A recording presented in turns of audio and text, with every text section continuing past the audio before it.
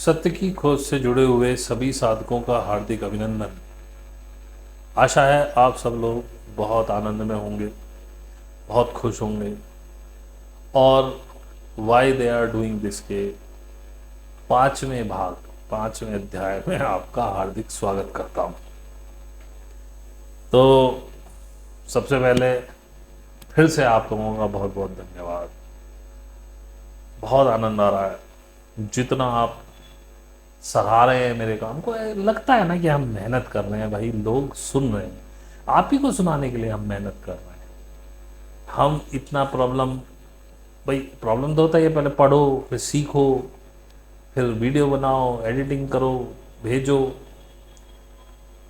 तो ये सब हम कर किस लिए रहे हैं? जन जागृति के लिए। आप लोग जागृत हों, आप लोग इस खेल को समझें और इसके बाद आप इस खेल को पास कर सकें, इस टेस्ट से निकल सकें, इसके लिए सब हो रहा है। तो आप जिस हिसाब से प्यार दे रहे हैं और जैसे जैसे आप कमेंट कर रहे हैं, मुझे बड़ा आनंद आ रहा है और मेरा उत्साह दोगुना चौगुना होता जा रहा है कि आपको मैं और कुछ बताऊं और कुछ बताऊं। मैं हमेशा कहता हूं अपने ग्रुप में भी कि भाई नदी बह रही है ज्ञान की, आप डालो, जितना बड़ा बर्तन डाल के भर सकते हो, अपने प्याले भर लो, मुझे कोई आपत्ति नहीं है। मैं तो बैठा ही बताने के लिए हूँ। तो आपके कमेंट्स से भी बहुत कुछ पता चलता है, बहुत कुछ बताने का मन करता है। बहुत बहुत धन्यवाद। आगे बढ़ने से पहले फिर वही कहूँगा, अगर बात समझनी है तो पूरी सुननी पड़ेगी। तो इसके जो पुराने पार्ट्स हैं वो हमारी प्लेलिस्ट है why they are doing this, उसमें जाइए, पुराने सारे पार्ट्स सुनिए, तभी जाके आप इस वाले पार्ट से कनेक्ट हो पाएंगे। अगर आपने सुन लिए हैं तो आपका बहुत स्वागत है। और आगे बढ़ने से पहले भाई लाइक कीजिए, सब्सक्राइब कीजिए, शेयर कीजिए।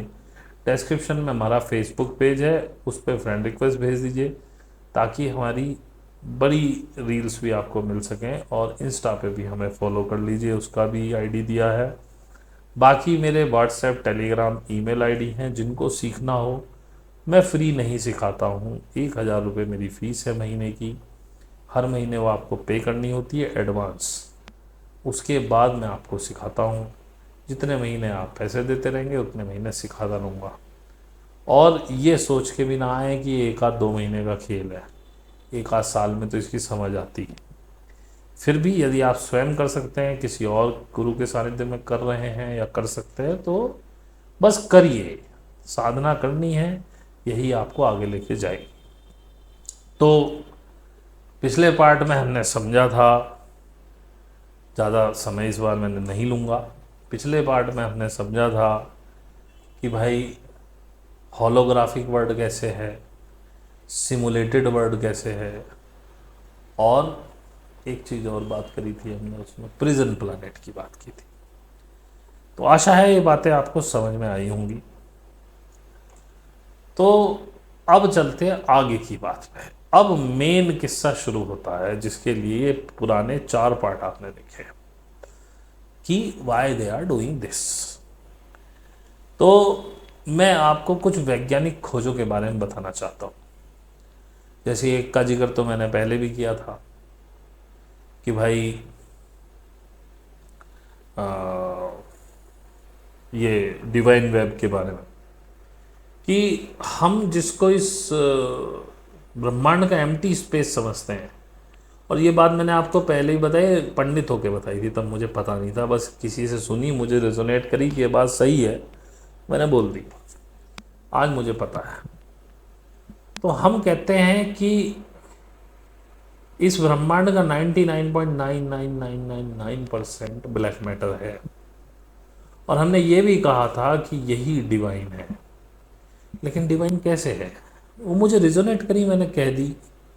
और ईमानदारी से पूछूं तो, बताऊं तो, उत्कंठा भी नहीं हुई कि ये डिवाइन है। पता नहीं, अंदर से ऐसा लगा ये ठीक ही कह रहा है। उत्कंठा भी नहीं हुई कि इसे जानूं ये कैसे डिवाइन है। और बस अपना काम करता रहा। अब अचानक से क्लियर हुआ एक दिन कि 1886 में किसी ने एक इस पर खोज की थी, अब मुझे उनका नाम याद नहीं है क्योंकि मैं नामों को कम याद रख पाता हूँ और ज़रूरत भी नहीं है, बात है आउटकम क्या है।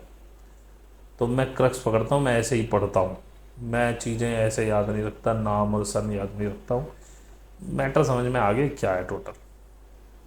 तो भाई साहब उन्होंने कुछ रेडियो फ्रिक्वेंसीज या किसी भी तरीके से देखा कि ये जो एम्प्टी स्पेस है इसमें एक नेट बना हुआ है और इसमें बहुत सारी लीनियर रेखाएं हैं, एक जाल की तरह बुना हुआ है। वो एनर्जी है, उसमें एनर्जी है, फील्ड है, वो इलेक्ट्रोमैग्नेटिक या इलेक्ट्रिकल या दोनों, मतलब इलेक्ट्रोमैग्नेटिक में दोनों आ गया तो ऐसे ही मान लेते हैं। वो एक फील्ड है जिसमें एनर्जी है। अब आप देखिए एम्प्टी स्पेस में कोई तरंग, मतलब ध्वनि की कोई तरंग ट्रैवल नहीं कर सकती है। कल ही मैं एक शॉर्ट देख रहा था तो उसने कहा ब्रह्मांड की सबसे तेज आवाज़ मैं आपको सुनाता हूँ। फिर उसने कहा पहले मैं आपको पृथ्वी की आज तक की सबसे तेज आवाज़ सुनाता हूँ। तो उसने पता नहीं 1600 कुछ में 1800 कुछ में बताया था कि एक ज्वालामुखी फटा था जो इतना तेज था कि 5000 किलोमीटर दूर भी उसे सुना जा रहा था। तो उसने पहले वो आवाज़ सुनाई, फिर बोले मैं आपको ब्रह्मांड की सबसे तेज आवाज़ सुनाता हूँ जो दो ब्लैक होलों के टकराने से हुई थी और उसमें इतनी एनर्जी निकली थी कि जितने तारे आप और हम देख सकते हैं अगर इन सब की भी एनर्जी मिला के बनाई जाए तो वो छोटी है। फिर उसने कहा क्योंकि ब्रह्मांड एक एम्प्टी स्पेस है तो साउंड वहाँ ट्रेवल नहीं करती है, तो इलेक्ट्रोमैग्नेटिक वेव्स पकड़ी वैज्ञानिकों ने उसकी और उसको साउंड में कन्वर्ट करके सुनाया गया है।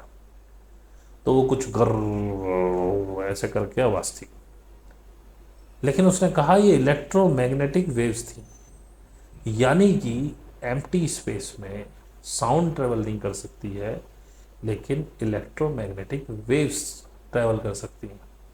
अब इलेक्ट्रोमैग्नेटिक वेव्स को ट्रेवल करने के लिए कोई ना कोई मीडियम चाहिए, मैं बात बिल्कुल साइंटिफिक कर रहा हूं। बिना मीडियम के इलेक्ट्रोमैग्नेटिक वेव्स ट्रेवल नहीं कर सकती हैं। तो वो मीडियम उस एम्प्टी स्पेस में उस व्यक्ति ने ढूंढा उस समय। ये मैं दो चीज़ों को क्लब कर दिया है अपनी बात को साबित करने के लिए। 1886 में उसने बताया जो एम्प्टी स्पेस है this is a kind of electromagnetic web.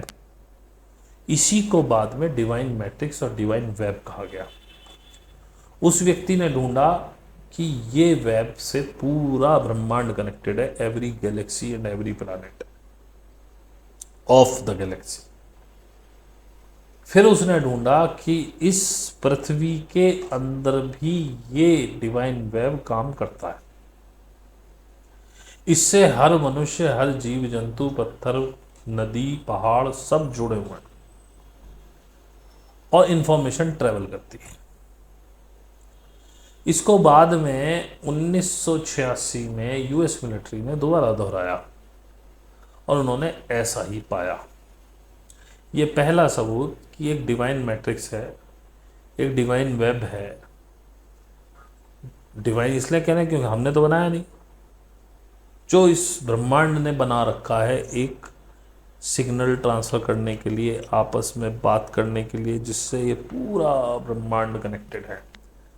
और ऐसे ही पृथ्वी भी इंटरकनेक्टेड है, पृथ्वी की सारी चीज़ें। तभी मैंने अपने शायद पार्ट 3 में कहा था कि यदि आप मर जाएं या आप जी उठे, एक बच्चा पैदा हो रहा है और एक मर रहा है, उससे भी इस डिवाइन वेब में कंपन होती है क्योंकि एक नई इंफॉर्मेशन जनरेट होती है। और वो वहाँ नहीं होती है, वो उसी दिन हो जाती है जिस दिन वो एग फैच होता है, क्योंकि एक नई घटना घट गई। अभी एक नया क्रिएशन होना शुरू हो गया। इसको जीव जंतु महसूस कर सकते हैं क्योंकि उनके पास सीखने का दिमाग नहीं है, ज़्यादा सीखते तो हैं वो, एक लिमिटेड है, और उनको टीवी वगैरह दिखा के डिस्ट्रैक्ट नहीं किया जा सकता। उनकी इच्छाएं नहीं है, फ्यूचर गोल्स नहीं है, कलेक्शन वो करना नहीं चाहते, ना उनके पास क्षमता है कलेक्शन करने की। कुछ लोग करते हैं, जैसे गिलहरी विलहरी कर लेती हैं, चींटियाँ कर लेती हैं, वो भी सिर्फ इतना ही कि भाई सर्दियाँ कट जाएं। जैसे रेप्टिलियंस होते हैं, छिपकली वगैरह, ये पूरा पूरा खा लेती है। बियर्स होते हैं, पोलर बियर्स वगैरह, वो खूब अच्छा खा पी के और फिर शीत निद्रा में चले जाते हैं। मेंढक होता है वो, लेकिन उनके अंदर कोई वो नहीं है कि वो किसी को सिखा सकें या कुछ और सीख सकें, तो वो इस डिवाइन वेब से पूरा क्रिएट करेक्टेड है। आप देखिए, अगर आपके घर में कोई पेट है और आपकी वाइफ प्रेग्नेंट हो जाए, उनका व्यवहार बदल जाएगा, उनमें चेंज आने लगेगा। वो आपके वाइफ के प्रति और तरीके से व्यवहार करने लगेंगे। उनको कैसे पता? ये वही डिवाइन वेब है। अच्छा, अब दूसरे एक्सपेरिमेंट की बात करते हैं। दूसरा एक्सपेरिमेंट हुआ। ये एक्सपेरिमेंट सुनने इसलिए ज़रूरी हैं ताकि आप समझ पाएं कि ये आपके साथ क्यों किया जा रहा है, आप हैं क्या, और साधना कैसे काम करती है, क्या करती है आपके शरीर में। क्योंकि अपनी डिविनिटी तक पहुंचने के लिए सबसे इंपॉर्टेंट जो चीज़ आपको इस कुदरत ने दी है वो है ये शरीर। इस शरीर के द्वारा ही आप अपनी डिविनिटी को हासिल कर सकते हैं। अगर इस शरीर में कोई भी खराबी हो गई, आप अपनी डिविनिटी तक नहीं पहुंच पाएंगे। आप उन सारी क्षमता को नहीं पा पाएंगे जो आप पा सकते हैं। खैर, आगे बढ़ते हैं। दूसरा एक्सपेरिमेंट हुआ। उन्होंने एक फोटोन को बीच में से दो पार्ट किए और फाइबर ऑप्टिक के जरिए एक फोटोन को 7 मील इधर भेज दिया और एक फोटोन को 7 मील उधर भेज दिया। और उन्होंने एक तरफ वाले फोटोन के साथ कुछ हरकतें की, उस पर कुछ इलेक्ट्रोमैग्नेटिक फील्ड बदला या कुछ किया। तो जो हरकतें वहां थीं वो 14 मील दूर दूसरे फोटोन में भी हो रही। That means they are interconnected. एक और मजे की बात, यही ये 1890 का प्रयोग है, फिर ये 1990 पर एग्जैक्टली 90-100 साल के बीच में दोहराया गया। अब हमारे पास ज़्यादा एपरेटस थे जांचने के, हम और रिफाइन हो चुके थे। तो ये महसूस किया गया कि वहाँ जो चीज़ होने वाली है, मान लो उसका इलेक्ट्रोमैग्नेटिक फील्ड हम चेंज कर रहे हैं, अभी हुआ नहीं है। वो इलेक्ट्रोमैग्नेटिक फील्ड चेंज होने के बाद जो इस तरफ के फोटोन ने हरकतें की, वो उससे पहले यहां होने लगी। मतलब इस फोटोन को पता था कि ये होने वाला है। ये कैसे हुआ? Because this is a holographic world. एक व्यक्ति जो करने वाला है, उसका इलेक्ट्रोमैग्नेटिक फील्ड चेंज, उसने सिर्फ सोचा कि अब मैं ये करूंगा और वो इंफॉर्मेशन तुरंत इधर पहुंच गई। ये कोई लाइट की स्पीड से ट्रेवल नहीं हुआ, बीच में कोई कनेक्शन नहीं है। दिस इज, ये डिवाइन वेब से जो हमारा कनेक्शन है, ये ऐसे होता है। उसने सिर्फ सोचा कि मैं इलेक्ट्रोमैग्नेटिक फील्ड ऐसा कर दूंगा, उधर वो हरकतें शुरू होगी, इसने किया और इधर भी वो हरकतें शुरू हो। आपके सिर्फ सोचने मात्र से ये डिवाइन मैट्रिक्स हिलने लगती, इसमें कंपन होता, आपकी वेव्स चारों तरफ फैल जाती है। वो कहते हैं ना, मन की बात पढ़ते हैं कुछ लोग, तो आपकी शरीर की एवरीथिंग, आपकी एक एक सोच इस डिवाइन मैट्रिक्स में घूमती है। अब जिसमें वो क्षमता हो जो उसको पकड़ पाए पकड़ ले। तो यही एग्जाम्पल भी है कि ये होलोग्राफिक वर्ल्ड है। अब एक तीसरा एक्सपेरिमेंट और सुनाता हूं। उसे उसमें एक फोटोन लिया गया, उसे सामने एक चीज पे फायर किया गया और बीच में एक ऑब्स्टिकल रख के उस पर एक छेद छोड़ा गया। अब उस फोटोन को जैसा सोचा था कि भाई वो इस छेद में से निकलेगा और सामने फायर हो जाएगा, उसने वही किया। अब उन्होंने इसमें थोड़ा सा चेंज कर दिया। उन्होंने क्या किया, इसमें 2 ओपनिंग कर दी। फोटोन के सामने वाला भाग बंद रखा, उसके साइड में 2 ओपनिंग कर दी और सामने वो फायर करना था एक ही फोटोन। अब उन्होंने सोचा कि इसमें से गुजारेंगे तो दोनों में से किसी होल में निकलेगा ये, और हम ऑब्जर्व करेंगे किस होल में निकलता है, इसको बार बार फायर करेंगे, देखते हैं कि 10 में से कितनी बार ये किस होल में निकलता है। फोटोन को फायर किया गया, लेकिन रिजल्ट ट्रिमेंडसली चेंज हो गया। फोटोन फोटोन रहा ही नहीं, वो एनर्जी में चेंज हो गया और दोनों होल से निकला और एक एनर्जी पैटर्न बना के बाहर निकल गया। अब लोगों के तो होश फाख्ता हो गई कि ये क्या है। अभी तक हमारी फिजिक्स में आज भी पढ़ाया जा रहा है क्लासेस में तो, कि एक न्यूक्लियस होता है, ब्रह्मांड का ये मॉडल हमने अणुओं पे लगा दिया। एक न्यूक्लियस होता है, उसके चारों तरफ इलेक्ट्रॉन, न्यूट्रॉन, प्रोटॉन घूमते रहते हैं। अब अगर ये अणु इतना बारीक होता है तो भाई ये क्या खेल हो गया। ये भी एक्सपेरिमेंट 100 साल तक दबा रहा है, फिर हुआ, फिर इसके ये रिजल्ट हुए। लेकिन अब जैसे अब मैंने कहा कि हमारे पास ज़्यादा मशीनें थी, ज़्यादा ऑब्जर्वेटरी थी और फाइन हो गया, तो इसमें एक चीज़ और पता चली कि जब हम फोटोन को देखते हैं तो उसका कुछ अलग बिहेवियर होता है, और जब हम उसको नहीं देख रहे होते हैं तो उसका बिहेवियर अलग हो रहा है। मान लो कैमरे से देख रहे हैं तो उसका बिहेवियर अलग है, और हम देख रहे हैं तो उसका बिहेवियर अलग है। एक व्यक्ति देख रहा है तो बिहेवियर अलग है, 10 देख रहे हैं तो बिहेवियर अलग है, क्योंकि 10 अपनी अपनी नज़रों से देख रहे हैं, वो टोटली चेंज हो जाता है। कैमरा अगर खाली देख रहा है और उस कैमरे को कोई ऑब्जर्व नहीं कर रहा है तो उसका बिहेवियर अलग है, और अगर कैमरे की मॉनिटर पे भी 10 लोग निगाहें रखे बैठे हैं तो उसका बिहेवियर अलग है। यानी कि हमारी कॉन्शियसनेस इस ब्रह्मांड के एक एक पार्टिकल को इम्पैक्ट करती है।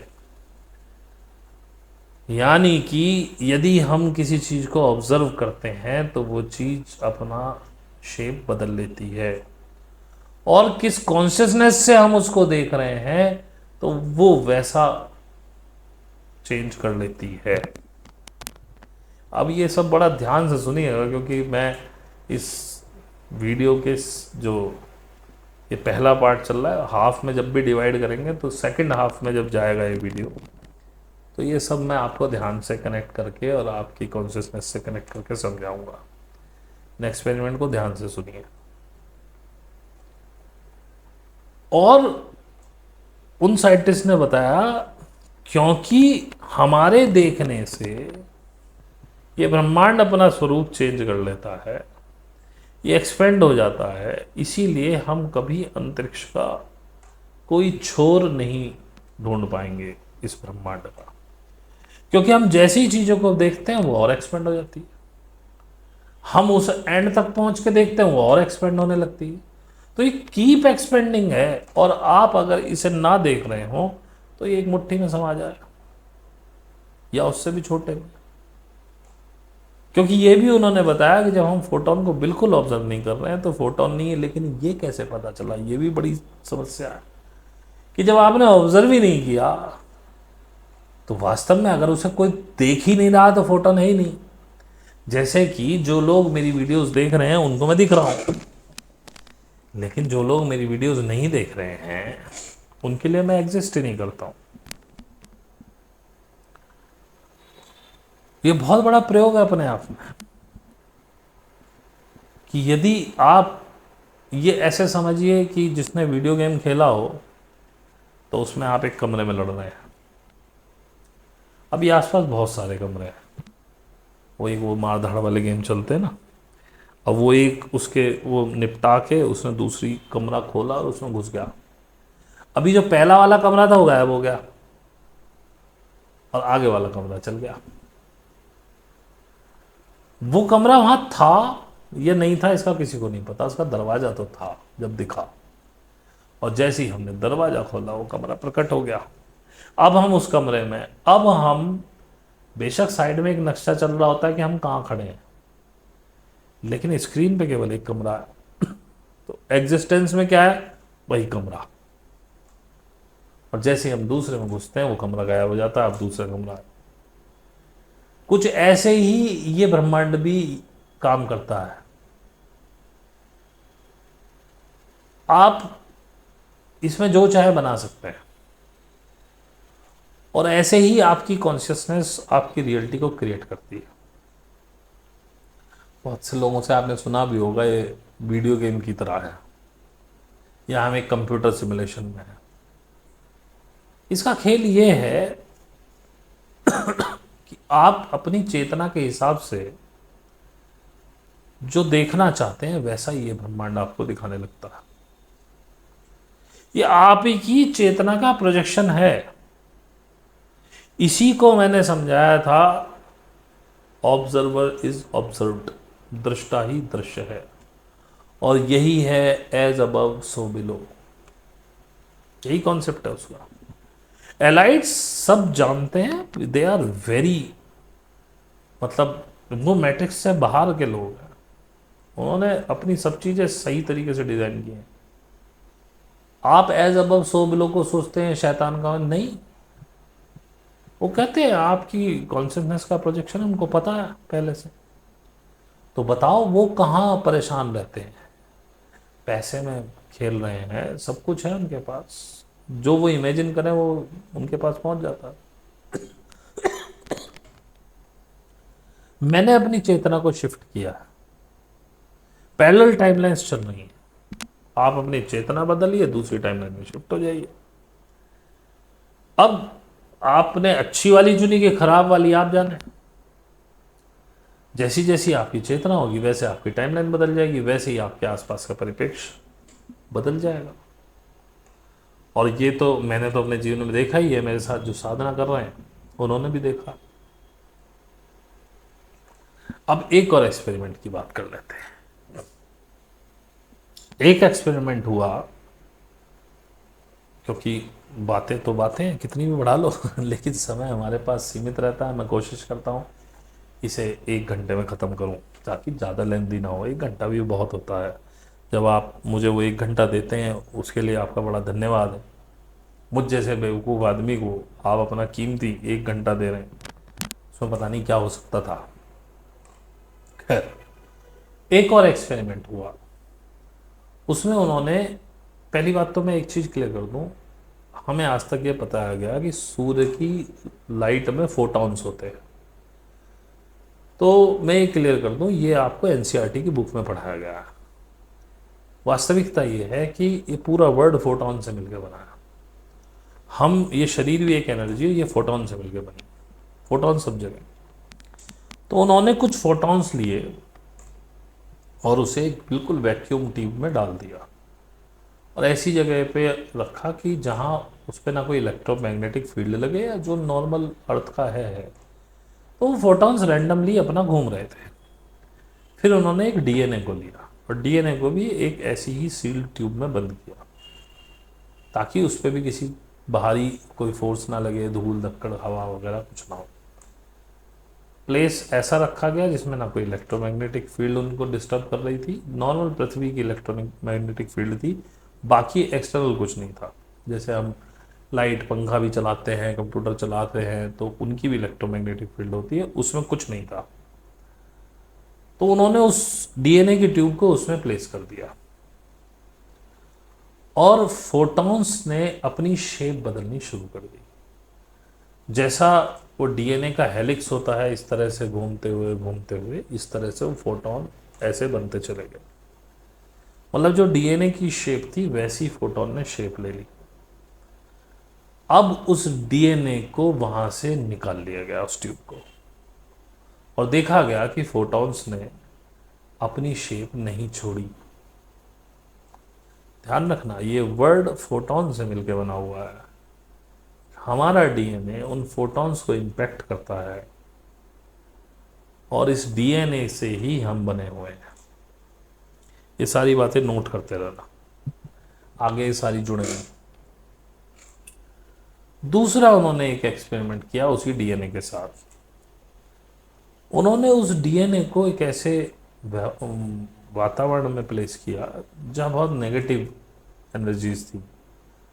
लोग गालियां दे रहे थे एक दूसरे को, दुख था, गिल्ट थी, शेम थी, परेशानी थी, एवरीवेयर इज नेगेटिविटी।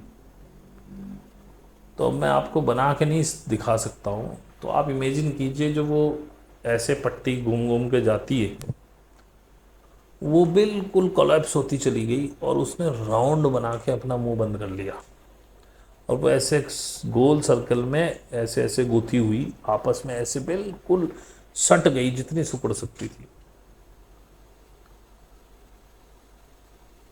फिर उन्होंने उस डीएनए को ऐसे एनवायरनमेंट में रखा जहाँ एनर्जी बहुत पॉजिटिव थी, हर लोग खुश थे, संतुष्ट थे, एक दूसरे को थैंक्स दे रहे थे। बहुत ही पावरफुल एनवायरनमेंट, बड़ी प्यारी एनर्जी जहाँ की, आसपास की जगह की भी बड़ी प्यारी एनर्जी। तो उन्होंने देखा कि वो गुलजट खुली और ये डीएनए एक्सपेंड होना शुरू हुआ, हेलिक्स खुलना शुरू हुआ, और खुला और खुला, और आप यकीन नहीं मानेंगे कि डीएनए इस तरह से मूव करके उसने अपनी शेप बदल ली। यानी कि ये सिद्ध हुआ कि लो वाइब्रेशंस में हमारा डीएनए सिकुड़ जाता है और वो इतना कंडेंस हो जाता है कि उसमें से इंफॉर्मेशन एक्सट्रैक्ट नहीं की जा सकती। और हाई वाइब्रेशंस में डीएनए खुलने लगता है, एक्सपेंड होने लगता है, उसके हेलिक्स खुलने लगते हैं, स्ट्रैंड्स खुलने लगते हैं, तो इंफॉर्मेशन भी आपको अवेलेबल हो जाती है। बस आपको वो इंफॉर्मेशन डिकोड करनी, क्योंकि उसके अंदर पूरे ब्रह्मांड की इंफॉर्मेशन है, ज्ञान उसमें भरा हुआ है। इसीलिए जब ओशो भी कहते हैं कि ज्ञान अंदर से आता है, ज्ञान आप किताबों से नहीं सीख सकते। किताबें मदद करती हैं, इसमें कोई बड़ी बात नहीं। जैसे मैं आपको बताऊं, ये जो पिछले एपिसोड में मैंने आपको बताया कि 2 लाख साल से हम यहाँ और ऐसे ऐसे इम्प्लांट्स हम में हुए हैं, मैं उससे पहले दिन रात को एक वीडियो देख रहा था, उसमें बस इतना लाइन थी कि 2 लाख साल पहले हमारे ऊपर कुछ हमारे ऊपर इम्प्लांट्स होते आए हैं, जिसकी वजह से हम वो हैं जो अब हम हैं। बस इस पूरे वीडियो में इस एक लाइन ने वो मेरा सारा कॉन्सेप्ट खोल दिया। ऐसे समझो कि ये कुछ कीज है जो आपको मिलेंगी और तुरंत आपकी इंफॉर्मेशन निकल जाएगी, लेकिन तब जब आपका डीएनए एक्सपेंड हो, आप उसके साथ कनेक्ट हो। तो अब देखिए लगभग आधा घंटा हो चुका है, अब हम इसके दूसरे भाग में प्रवेश कर रहे हैं इस वीडियो के, जहां मैं अब इन साइंटिफिक एक्सपेरिमेंट्स को आपके ध्यान के साथ कनेक्ट करूंगा। तो आपके साथ क्या किया जा रहा है आजकल, अभी देखो, अब इसका सेंस निकलेगा why they are doing this. आपको कई सालों से, 100 सालों से, 200 सालों से, 500 सालों से, 1000 सालों से आपको केवल डर में रखा जा रहा है।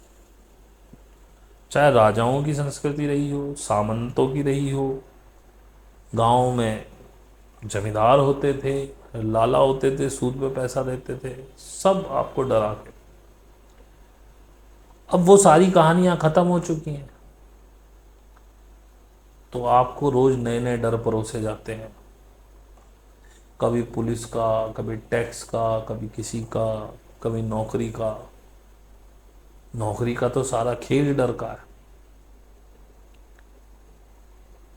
तो ये सारी चीजें इसलिए क्रिएट की जा रही हैं कि आप डरें, और डरने से क्या होता है, आपका डीएनए सिकुड़ जाता है, और डीएनए सिकुड़ते ही आपकी इंफॉर्मेशन खत्म हो जाती है। एक्सेस जो करना था आपको डीएनए की इंफॉर्मेशन को, आपका वो एक्सेस खत्म हो जाता है। अब मैंने कुछ लिखा भी था, तो मैं ज़रा देख लूँ, कई बातें याद नहीं रहती, क्योंकि हालांकि वीडियो तो मैं बना सकता हूँ तब भी, लेकिन मैंने कुछ बहुत अच्छी चीज़ें लिखी है। हमारे अंदर लाखों, मतलब लाखों तो नहीं, सौ साल जीने की क्षमता है। हम मरते कैसे हैं? जिस दिन हमारा डीएनए फ्रैक्चर हो जाता है हम मर जाते हैं, क्योंकि हमारी डीएनए ही हमारी हेल्थ है और हमारी फीलिंग्स इसको रिपेयर कर सकती और वही इसे तोड़ भी सकती। यदि हम अत्यंत डर, अत्यंत गिल्ट, अत्यंत शेम के एनवायरनमेंट में रह रहे हैं तो हम अपने डीएनए को फ्रैक्चर कर रहे हैं। वो सुपड़ता जाएगा, सुपड़ता जाएगा, एक दिन ये फ्रैक्चर हो जाएगा, हम मर जाएंगे। क्योंकि हमारे माइंड के पास, हमारे हार्ट के पास जीने की इंफॉर्मेशन ही नहीं बचेगी। वहाँ ऐसी कोई कोडिंग नहीं बनी हुई कि डीएनए से निकल के वो माइंड ने डिकोड कर ली, अब आप डीएनए जाने दो तो जीते तो हम रहेंगे, नहीं। वो निरंतर उस डीएनए से डिकोड होती रहती है, उसमें कोई मेमोरी नहीं है हार्ट में या माइंड में। डीएनए फ्रैक्चर हुआ, मेमोरी खत्म कि हमें धड़कना है दिल को, और माइंड ने सिग्नल देने बंद कर देता और खत्म हो जाता मामला। और भी था, हाँ, ऐसा भी कहा जाता है कि हमारे पास बहुत सारा जंक डीएनए है। जैसे कि किसी व्यक्ति ने वो डीएनए बनाया हो, इंफॉर्मेशन वगैरह डाल दी हो, उस पर एक कैप लगा दी हो और उसे फिक्स कर दिया। लोग कहते हैं कि उसमें से बहुत सारे पेजेस, जैसे कोई किताबें उसमें भरी, उसमें बहुत सारे पेजेस मिसिंग कर दिए। तो डीएनए जो है एक तरह से एक सॉफ्टवेयर कोड है और ये बॉडी एक हार्डवेयर है, और हर हार्डवेयर को चलाने के लिए एक सॉफ्टवेयर चाहिए। चाहे आपकी गाड़ी क्यों ना हो, आपका कंप्यूटर क्यों ना हो, आपका टीवी, जितना भी इलेक्ट्रॉनिक आइटम, मैनुअल की बात नहीं कर रहा हूँ। आजकल देखें कि गाड़ी भी सारी इलेक्ट्रॉनिक्स से कंट्रोल्ड आती है, उनकी ब्रेन्स है, तो उसमें एक सॉफ्टवेयर लगता है। तो ऐसे ही इस बॉडी का जो सॉफ्टवेयर है वो डीएनए है।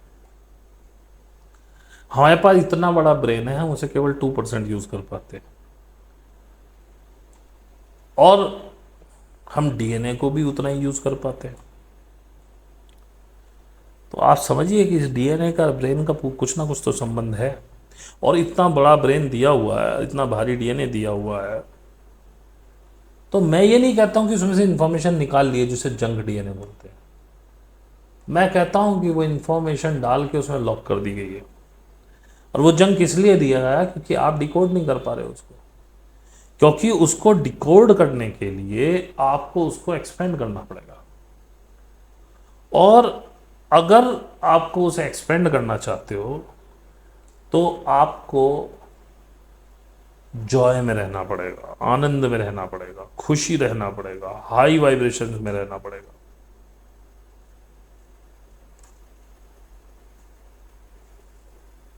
तो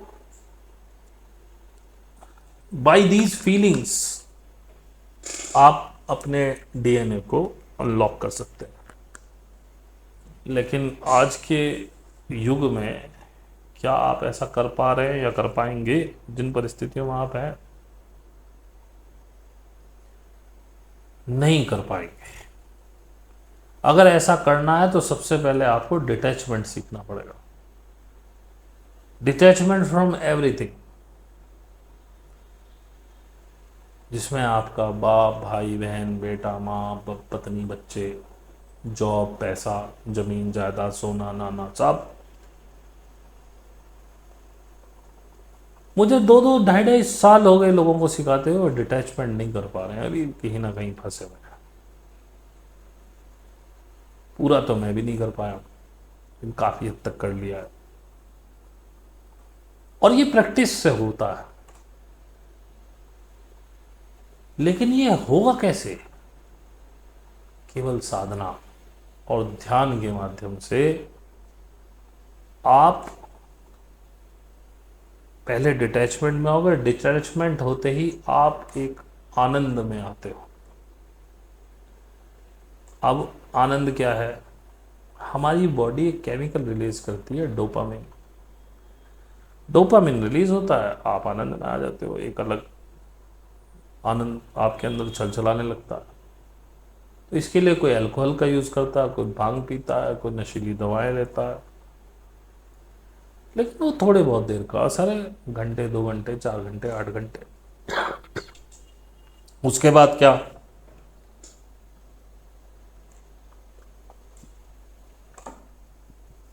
तो उसके आगे जो है आपको उसका एडिक्शन हो जाता है। और एडिक्शन की तो हर चीज बुरी, फिर आप और परेशान। लेकिन जब आप साधना करने बैठे हैं तो ये शरीर डोपामिन रिलीज करता है, और जो हमेशा आपके शरीर में बना रहता है उसकी डोज अपने आप रिलीज होने लगती हैं। तब आप उस आनंद को प्राप्त करते हैं जो आपको भांग से मिलता, शराब से मिलता, नशीली दवाओं से मिलता। अब इस आनंद में आप हैं, खुशी है, अब वो होश ही नहीं है क्या हो रहा है। अरे पैसा आएगा आएगा, ठीक है, खाना आ जाए, जमीन जायदाद हाँ हो कर लेंगे, होगी हो जाएगी, नहीं तो ना सही। ये ताव में रहना, सहज में रहना, हर चीज इतनी सहज। नींद आ रही है सो जाएंगे, नहीं आ रही उठ जाएंगे, काम करने का मन है कर लिया, नहीं करने का मन है नहीं कर लिया। आज की परिस्थितियों में क्या यह संभव है? या तो मेरे जैसे के लिए संभव है कि भैया बीवी बना के सब दे रही है, अपन पड़े खाट पे, मन करा सो गए, मन करा उठ गए। लेकिन जब मेरी जॉब, जैसे आज तो छुट्टी है, मेरी जॉब है, तो मुझे जॉब के समय पे तो उठना ही पड़ता, तो मैं अपने मन की नहीं कर सकता। तो आज के सिस्टम में ये करना बड़ा ही मुश्किल है, लेकिन फिर भी साधना से काफी हद तक संभव हो जाता है। या कोई अकेला ही रह रहा हो उसके लिए संभव है।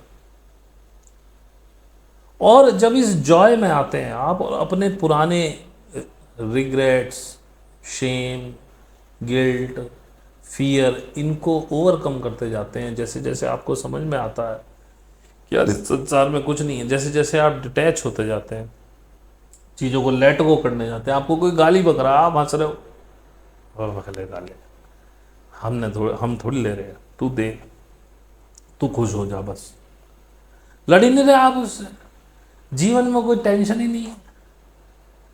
तो ये डीएनए एक्सपेंड होता है,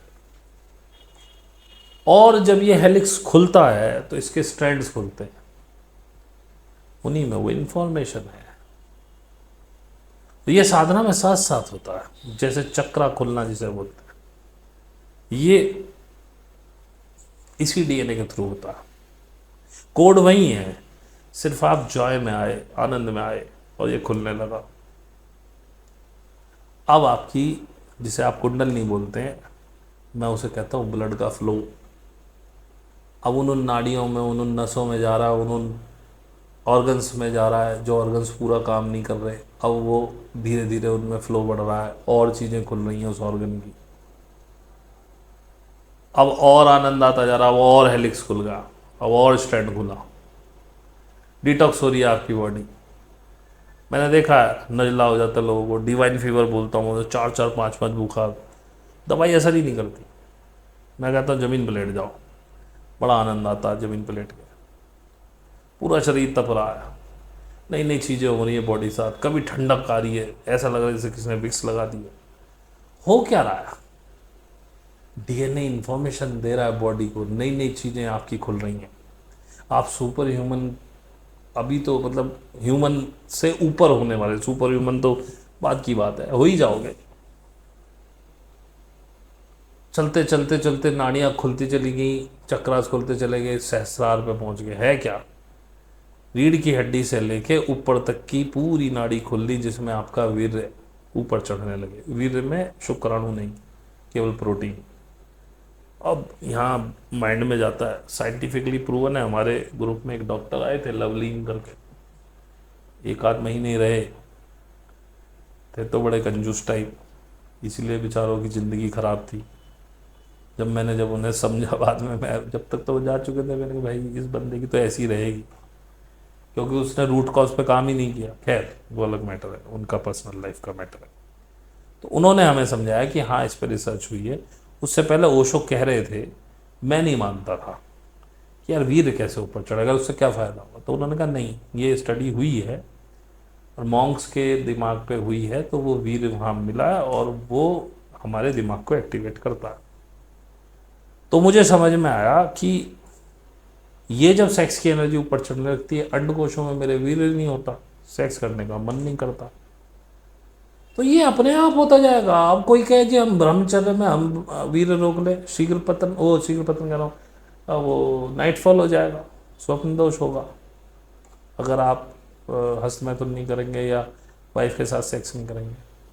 ये ऑटोमेटिक होता, सहज होता। जिस दिन आपका सेक्स बंद होगा वो होना ही शुरू हो जाएगा। अभी हमें देख लीजिए, हमारा मन ही नहीं करता। ऐसी बात नहीं है मैं आज भी नहीं करता हूँ सेक्स, करता हूँ, मेरी वाइफ का तो मन होता है और कभी कभी मेरा भी हो जाता है, लेकिन अब वो मन कभी 1.5-2 महीने में होने लगा। तो ये ब्रह्मचर्य, जिसे ब्रह्मचर्य मानते हैं, मैं तो इसे ब्रह्मचर्य मानता ही नहीं। इसे स्पर्म रिटेंशन कह सकते हैं, वीर्य रिटेंशन कह सकते हैं। तो ये बॉडी खुद करती है जब वो सारा, क्योंकि वीर्य का वेग इतना, जब वो उठा उठा के यहाँ मस्तिष्क में फेंकने लगे कि तुम्हारे पास होगा ही नहीं, निकले कहाँ से। मुझे पता ही नहीं नाइटफॉल कब हुआ था लास्ट, मेरे को याद नहीं है, सालों हो गए। तो जितना आप जॉय, आनंद, खुशी में रहेंगे, जितने चिंता मुक्त रहेंगे, आपका डीएनए खुलेगा और आपके बॉडी के और पार्ट्स एक्टिवेट होंगे, माइंड एक्टिवेट होगा, हार्ट एक्टिवेट होगा और आप पता नहीं क्या क्या करने लगेंगे, ये तो मुझे भी नहीं पता। और आप ये सब ना कर पाए,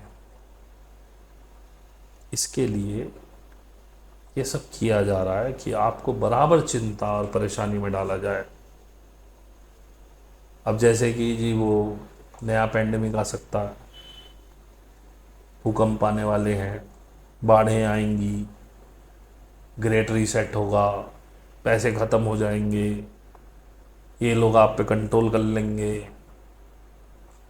फिर आप सरकार के बारे में, अबे नॉर्मली सरकार के बारे में फालतू बोलता ही कौन है, बोल सकता है क्या कोई। लेकिन दुकानें बंद होंगी नेताओं की, दुकानें बंद होंगी सरकारी अफसरों की, क्योंकि वो रिश्वत नहीं ले पाएंगे। सोचिए, मैं एक पॉजिटिव पहलू दे रहा हूं, लेकिन यह हो भी सकता, नहीं भी हो सकता। तो ये जो इतना डर का माहौल आपको दिया जा रहा है, और इतनी आपकी लाइफ इतनी खराब कर दी गई है कि आप अपने आप को कभी जुड़ ही ना पाओ। आप इस डीएनए को फैलने ही ना देना चाहते हो आपकी बॉडी। इतना ही केवल इन सब के पीछे कारण है। तो ये समझिए कि why they are doing this का मैंने ये पटाक्षेप कर दिया। अब होने को तो इस पे और विस्तार किया जा सकता है, लेकिन मैंने आपको साइंटिफिकली ये प्रूव करके दिखाया साधना से क्या होता है आपके शरीर में। इवन मैं आपको बताऊं, साधना से जो करते रहते हैं तो उनके फेस पे अचानक जवानी आ जाती है। मैं आज से 2019 में मेरा फेस इतना डल हो गया था, झुर्रियाँ आ गई थी, खाले लटक गई थी, बिल्कुल बूढ़ा हो गया था। बहुत टेंशन में रहता था उस समय, बहुत परेशानी भी चल रही थी, आर्थिक रूप से भी परेशान था, मानसिक रूप से भी परेशान था। और लाइफ क्या बताऊं, एक बड़ी मैकेनिकल सी हो गई थी, कोई शांति नहीं, परेशानी परेशानी, बूढ़ा लगने लगा था। और केवल 1 साल के ध्यान में मैंने समझो कि 15 साल एज बैक कर दिए, और अब मैं बूढ़ा नहीं लगता हूँ। वैसे नहीं, वैसे तो बाल पक रहे हैं, पर स्किन टोन, स्किन वगैरह बिल्कुल टाइट है। कैसे हुआ ये? डीएनए रिपेयर किया। जैसे मैं साधना में आया, डीएनए रिपेयर होना शुरू हो गया, इन्फॉर्मेशन भेज दी उसने, नहीं ऐसे नहीं, ऐसे ये वाले हार्मोन्स भेजो, बूढ़े करने वाले नहीं। जवान हो गए। मेरी बहुत सारे जो मेरे साथ ध्यान कर रहे हैं, इतने इतने जवान लगने लगे। औरतों से तो अक्सर कहते हैं मेरी वाइफ का चेहरा इतना कि तुमने फेशियल करा रखा है क्या। 24 घंटे फेशियल में, क्योंकि स्किन टाइट हो गई, हार्मोन्स वो वाले रिलीज हो रहे हैं। अब ये फर्क पड़ता है जॉय से, शांति से, आनंद में। डीएनए ऐसे काम करता है। आपको मरने के लिए नहीं बनाया है। यदि आप अपने डीएनए को पूरी तरह से डिस्क्लोज करके उसकी पूरी इंफॉर्मेशन लेते रहो, आप 800 साल जी जाओ, 900 साल जी जाओ, 1000 साल जी जाओ, क्या भरोसा। ये सर्कमस्टांसेस ऐसे हैं। पहली बात तो जहर खिलाया जा रहा है। अब ये बहुत सारी चीजें हैं कि जी हमारे बीज कब्जा कर, एक बार बताओ, अगर इनको आपको जीएमओ फूड खिलाना तो इन्होंने वोल्ट क्यों बनाया जिसमें देसी सीड्स रखे हुए।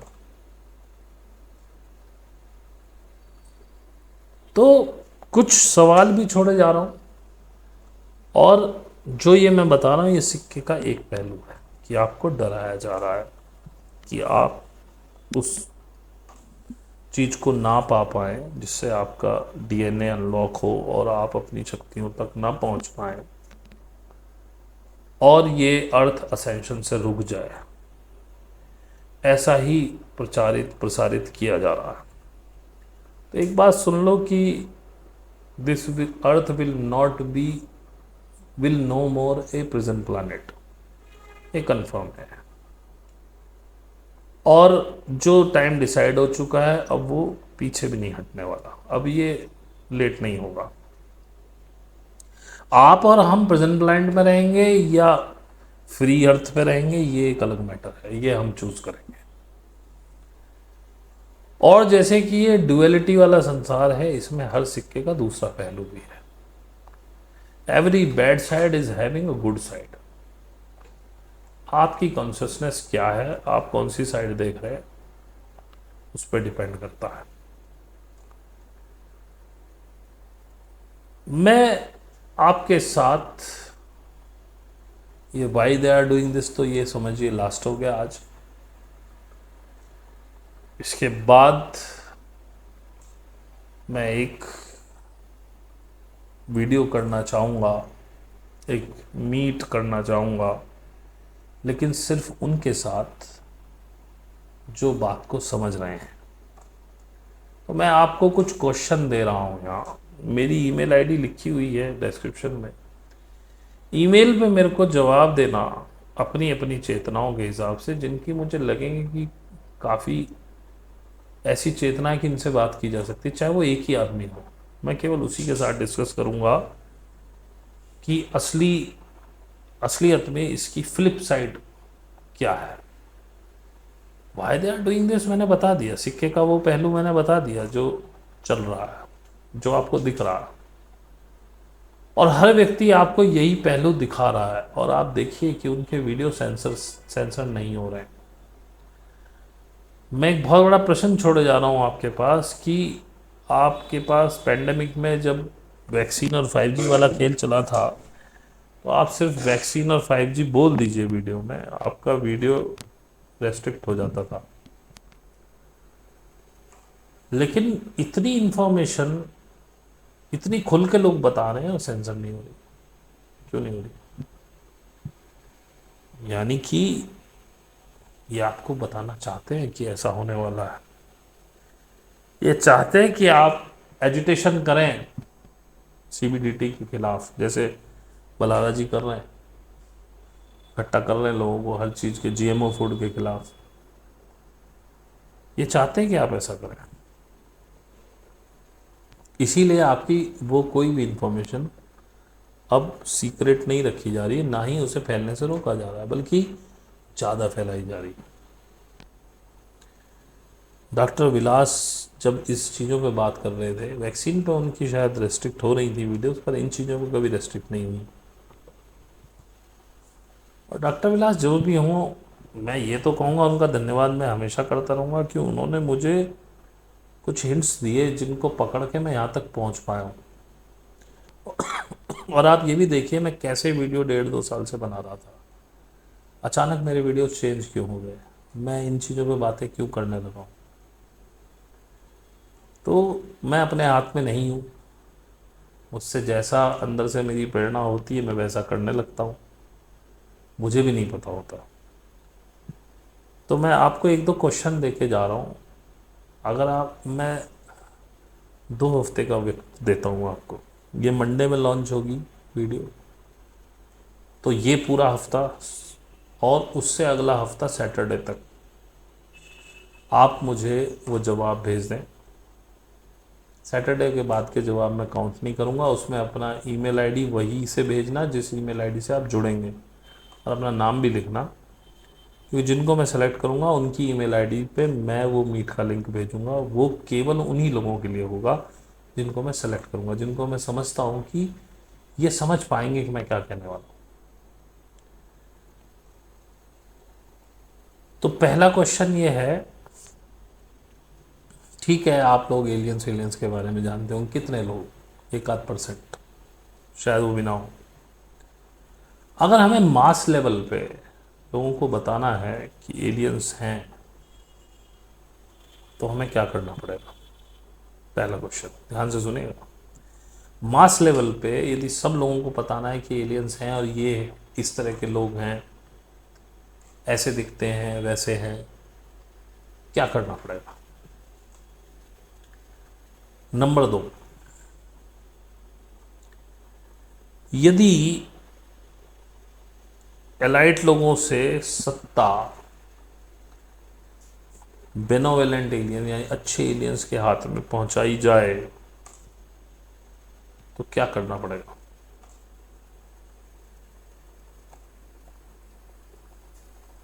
वैसे तो ये 2 ही क्वेश्चन बहुत हैं। और तीसरा क्वेश्चन ये मैं बता देता हूं, जो ऑपरेशन ब्लू बीम के बारे में जानते हों, तो ब्लू बीम से आम आदमी को क्या नुकसान हो सकता है? ये 3 क्वेश्चन रिवर्स कर करके सुन लेना, बार बार बताने की ज़रूरत नहीं क्योंकि वीडियो रिकॉर्डेड है। और मेरी ईमेल आईडी सत्य की खोज 369@gmail.com इसके डिस्क्रिप्शन में पड़ी है, वहाँ पर अपना नाम और उस ईमेल आईडी से रिप्लाई कीजिएगा जिस ईमेल आईडी से आप जुड़ेंगे। अगर आपका नाम गलत निकला तो मैं आपको डिनाई कर दूंगा उस मीट में, क्योंकि उसके अलावा किसी को अलाउ नहीं होगा। वो शायद चाहे एक ही बंदा हो, और ये मेरे ग्रुप वालों पर भी लागू होगा। तो ये पूरा हफ्ता, अगला पूरा हफ्ता सैटरडे तक, सैटरडे नाइट 12 मतलब 11:15 9 तक भी आप मेल कर सकते हैं।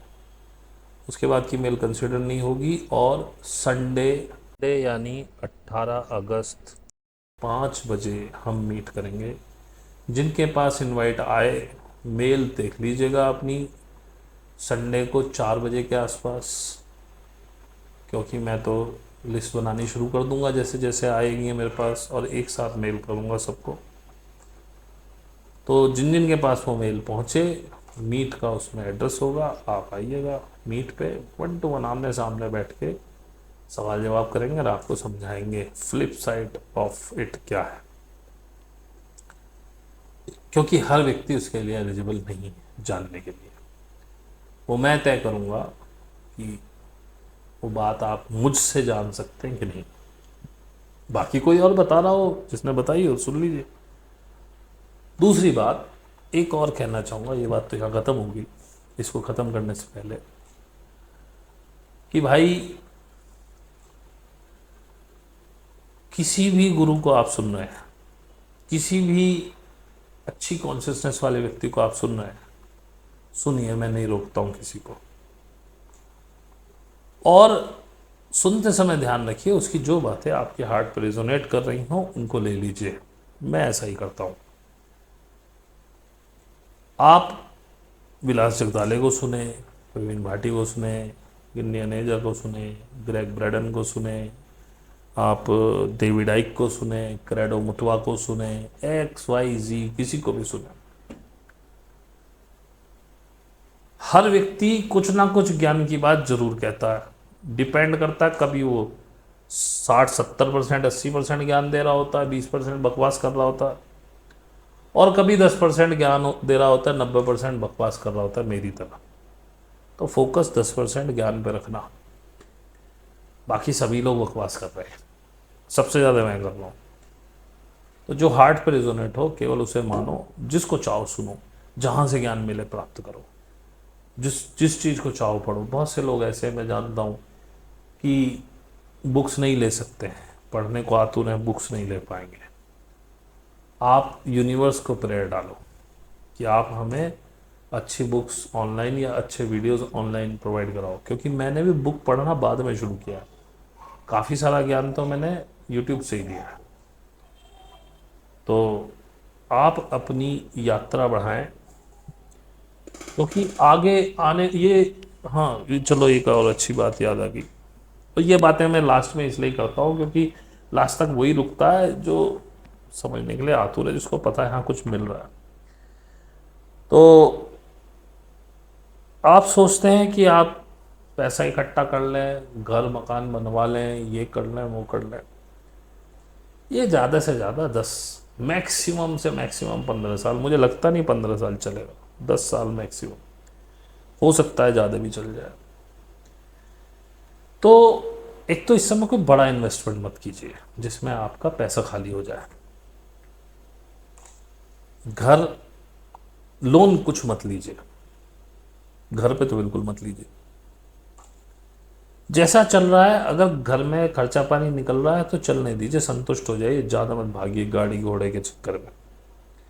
जो चीज़ बहुत ज़रूरी है केवल वही करिए, वहीं पैसा खर्च करिए। पैसे को मेटल में कन्वर्ट करके कोशिश करिए अगर कर सकते हैं।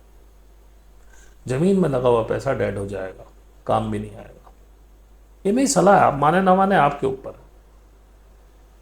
क्योंकि जो मुझे दिखाई दे रहा है उसके हिसाब से देखिए, सोना चांदी में अगर आपने पैसा डाल दिया आपका लॉस कभी नहीं होगा, पैसा इंटैक्ट रहेगा।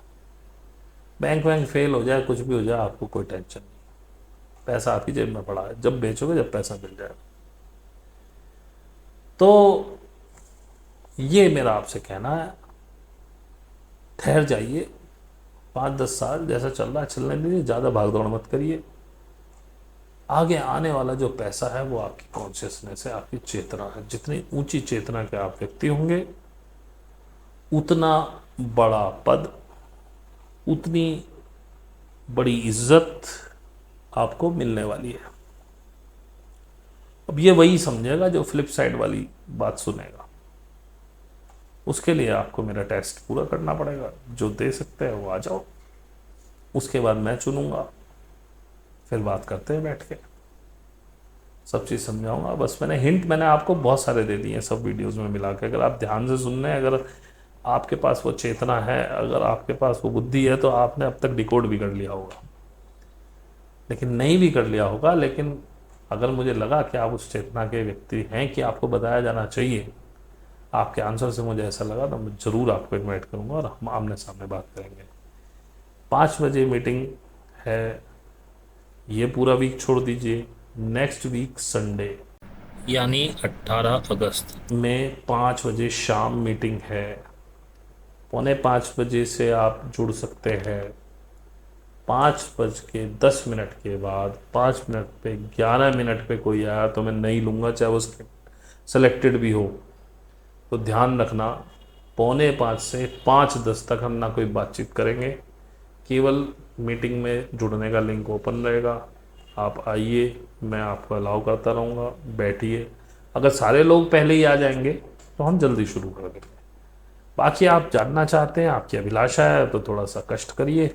नहीं तो इतना मैंने बता दिया why they are doing this, कि आपकी चेतना एक्सपेंड ना हो सके, आपका डीएनए ना खुल सके, आपकी बॉडी आपको अपनी डिविनिटी से ना जोड़ पाए, इसके लिए ऐसा हो रहा है। इन वन वर्ड अगर मैं कहूँ, अब अगर आप इससे ओवरकम हो गए, केवल साधना आपको एक ऐसी चीज़ है जो इससे ओवरकम करा सकती है।